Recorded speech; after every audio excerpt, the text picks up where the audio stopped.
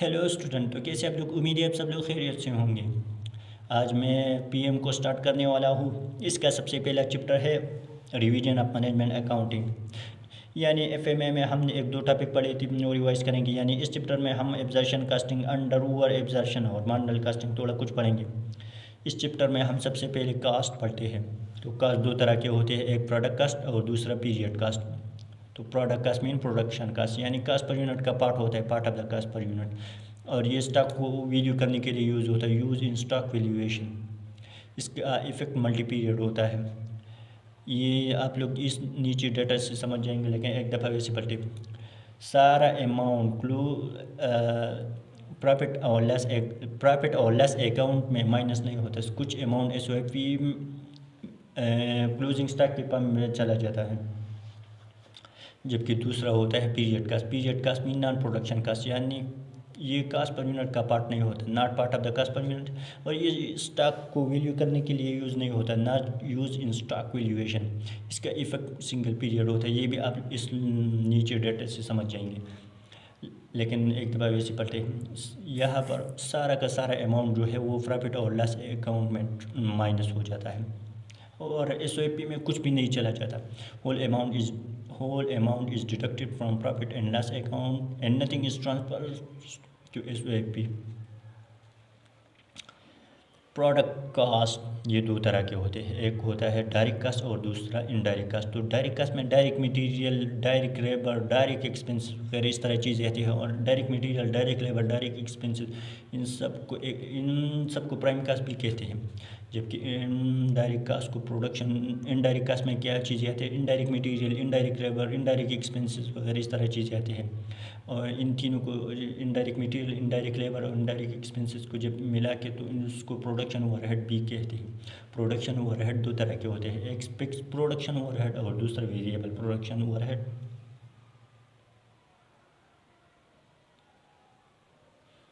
एक एग्जांपल हमारे पास है, following data is related to the month of July. जैसे हमने जुलाई में 10,000 यूनिट बने, प्रोडक्शन यूनिट 10,000 यूनिट, और इस पे प्रोडक्शन कास्ट आ गया 40,000, और इस पे प्रोडक्शन का खर्चा आ गया 40,000, प्रोडक्शन कास्ट 40,000। और इसमें हमने 8,000 यूनिट बेच दी, यूनिट सोल्ड 8,000 यूनिट, और एक यूनिट को हमने 40 पर यूनिट पर बेच दिया, सेलिंग प्राइस 40 पर यूनिट। और नॉन प्रोडक्शन कास्ट पर 10,000 का खर्चा आ गया, नॉन प्रोडक्शन कास्ट 10,000 एक कास्ट पर यूनिट। जब हम टोटल प्रोडक्शन कास्ट को टोटल प्रोडक्शन यूनिट पे डिवाइड कर देते हैं तो कास्ट पर यूनिट आता है। तो टोटल प्रोडक्शन कास्ट था 40,000, जबकि टोटल प्रोडक्शन यूनिट है 10,000। 40,000 को जब 10,000 पर डिवाइड कर दिए तो 40 पर यूनिट आ गई, ये कास्ट पर यूनिट आ गया। तो अब हम जुलाई के लिए प्रॉफिट और लॉस अकाउंट बना रहे हैं। तो सेल रेवेन्यू में क्या चीज़ आती है? अब सब लोगों को पता होता है कि सेल रेवेन्यू में unit sold multiply selling price पर यूनिट आता है। तो 8,000 यूनिट हमने बेच दिए और एक यूनिट को हमने 40 पर सेल कर दिया। तो इन दोनों को जब हमने मल्टीप्लाई कर दिया तो ये आ गया 3,20,000। सेल रेवेन्यू में जब हम कास्ट ऑफ सेल माइनस कर देते हैं तो ग्रॉस प्रॉफिट आता है। तो कास्ट ऑफ सेल में क्या चीज़ें आती है? Unit sold multiply cost per unit. तो 8,000 यूनिट हमने बेच दिए और एक यूनिट का कास्ट था 4, तो इन दोनों को जब हमने मल्टीप्लाई कर दिए तो 32,000 आ गया। जब हम सेल रेवेन्यू में ये कास्ट ऑफ सेल माइनस कर देते हैं तो ग्रॉस प्रॉफिट 2,88,000 आ गया।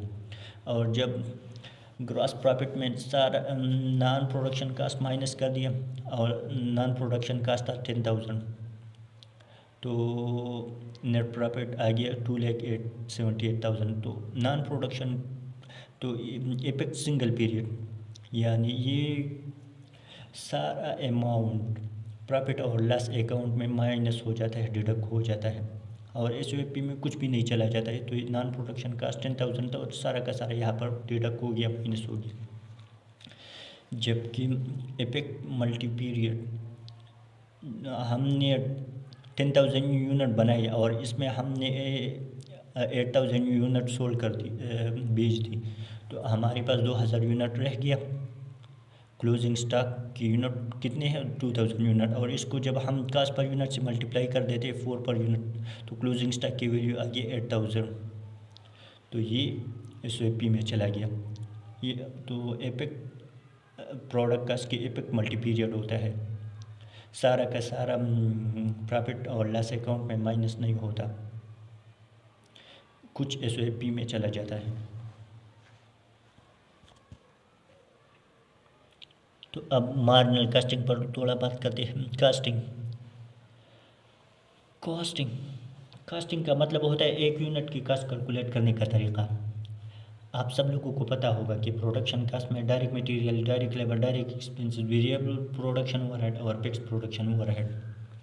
Direct material, direct labour, direct expenses, variable production overhead और फिक्स्ड प्रोडक्शन ओवरहेड आता है। लेकिन जब मार्जिनल कास्टिंग के थ्रू एक यूनिट की कास्ट कैलकुलेट करेंगे तो इसमें direct material, direct labour, direct expenses, variable production overhead per unit आता है। लेकिन fixed production overhead per unit marginal costing में ऐड नहीं होता, यानी कास्ट पर यूनिट का पार्ट नहीं बनाते।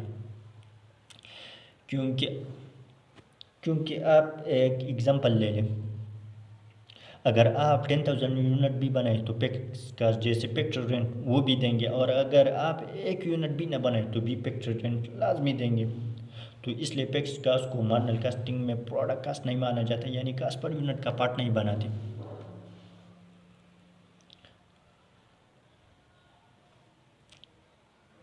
तो मार्जिनल कास्टिंग के थ्रू जब एक यूनिट की कास्ट कैलकुलेट करेंगे तो इसमें direct material, direct labour, direct expenses, variable production overhead आता है, और फिक्स प्रोडक्शन ओवरहेड यहाँ पर पीरियड कास्ट माना जाता है, यानी कास्ट पर यूनिट का पार्ट नहीं बनाया जाता।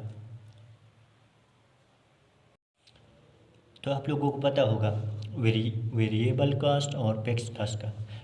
वेरिएबल कास्ट वो कास्ट होता है जो एक्टिविटी के साथ डायरेक्टली चेंज होता है, जैसे जब यूनिट बढ़ जाता है तो इसके साथ कास्ट भी बढ़ जाता है, और जैसे जब यूनिट कम हो जाती है तो इसके साथ कास्ट भी कम हो जाती है।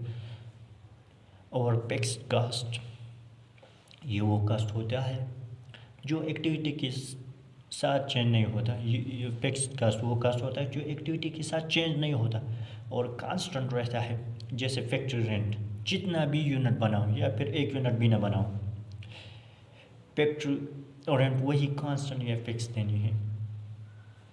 तो direct material, direct labour, direct expensive, variable production overhead, ये सारी की सारी वेरिएबल प्रोडक्शन कास्ट है, क्योंकि जब यूनिट बढ़ जाता है तो इसके साथ ये कास्ट भी बढ़ जाता है। डायरेक्ट मटेरियल का कास्ट भी बढ़ जाता है, direct labour, direct expensive, variable production overhead per unit, ये सारी की सारी कास्ट भी बढ़ जाती है।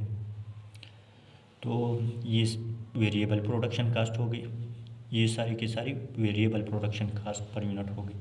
तो variable production cost marginal costing में प्रोडक्ट कास्ट माना जाता है, यानी कास्ट पर यूनिट का पार्ट होता है, जबकि फिक्स्ड प्रोडक्शन कास्ट को मार्जिनल कास्टिंग में पीरियड कास्ट माना जाता है, यानी ये कास्ट पर यूनिट का पार्ट नहीं होता। एब्जॉर्प्शन कास्टिंग, जब आप एब्जॉर्प्शन कास्टिंग के थ्रू एक यूनिट की कास्ट कैलकुलेट करेंगे तो इसमें सारा प्रोडक्शन कास्ट आता है, जैसे direct material, direct labour, direct expenses, variable production overhead per unit, fixed production overhead per unit.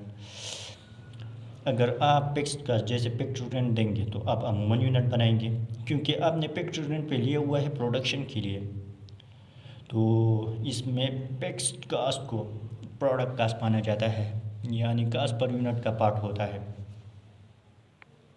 Question में direct material, direct labour, direct expenses, variable production overhead per unit, ये सारी की सारी गौन होते हैं, और फिक्स्ड प्रोडक्शन ओवरहेड आप OAR से कैलकुलेट करेंगे, यानी budgeted fixed production overhead divide by budgeted activity, इनसे निकालेंगे और कास्ट पर यूनिट का में एब्जॉर्ब करवाएंगे। अब मार्जिनल कास्टिंग और एब्जॉर्प्शन कास्टिंग का एक समरी देते हैं। Direct material, direct labour, direct expenses, variable production overhead, ये चारों के चार एब्जॉर्प्शन कास्टिंग और मार्जिनल कास्टिंग में प्रोडक्ट कास्ट माना जाता है, यानी कास्ट पर यूनिट का पार्ट होता है, जबकि fixed production overhead absorption casting में प्रोडक्ट माना जाता है, यानी कास्ट पर यूनिट का पार्ट होता है, जबकि fix production overhead marginal costing में पीरियड कास्ट माना जाता है, यानी कास्ट पर यूनिट का पार्ट नहीं होता। और ये नॉन प्रोडक्शन ओवरहेड और फिक्स नॉन प्रोडक्शन ओवरहेड तो आप सब लोगों को पता होगा कि ये पीरियड कास्ट होते हैं। अब अंडर ओवर एब्जर्शन पर बात करते हैं। एब्जॉर्ब ओवरहेड, जब हमने एब्जॉर्ब ओवरहेड को कास्ट पर यूनिट का पार्ट बनाया तो वो एक्चुअल एक्टिविटी और OAR पर मुश्तमिल होता है, और OAR निकलता है बजटेड कंपोनेंट से, यानी budgeted fix production overhead divide by budgeted activity. तो ये budgeted fix production overhead actual fix production overhead का इक्वल नहीं होगा या बराबर नहीं होगा, या बजटेड एक्टिविटी एक्चुअल एक्टिविटी की इक्वल नहीं होगा। तो इस वजह से अंडर ओवर एब्जॉर्प्शन आता है।